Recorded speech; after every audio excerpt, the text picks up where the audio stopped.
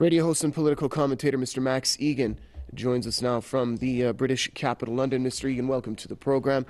First of all, let's talk about the numbers that have been released by the World Health Organization about the outbreak of cholera, how difficult the situation has become for Yemenis who are under constant bombardment by the Saudis, and also, in addition to that, talk to us about the inaction of the United Nations so far. Well, that is the problem, and that is one of the things that people fail to realise in these war zones is the outbreak of disease that comes along with war.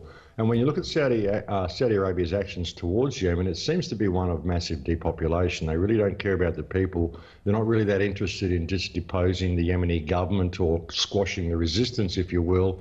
It seems to be a blanket depopulation program that they've got going on, as very, very amply illustrated by this outbreak of cholera. I mean, they seem to encourage this sort of stuff, and this is one of the main things that happens in war zones, and of course it's the ordinary people and the women and children who suffer.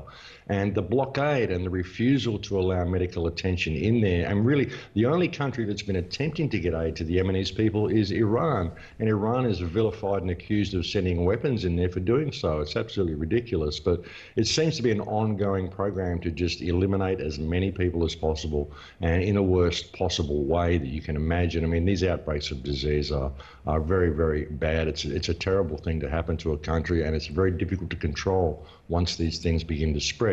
But it seems to be a policy of the Saudi Arabian government to encourage this type of thing, and it seems to be very much supported by the West, unfortunately.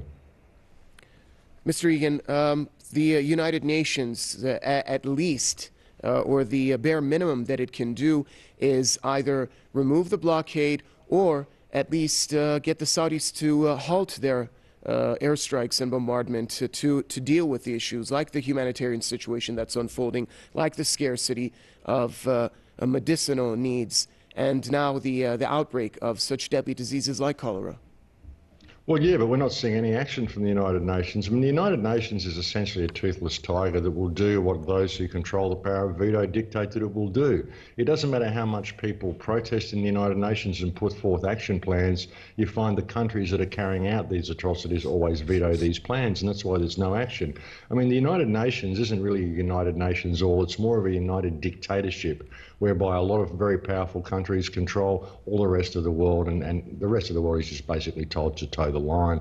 We don't see anything from the United Nations, and we never will until it is restructured and the power of veto is removed from these countries that hold it. Thank you very much, sir. Radio host and political commentator Mr. Max Egan joining us from London.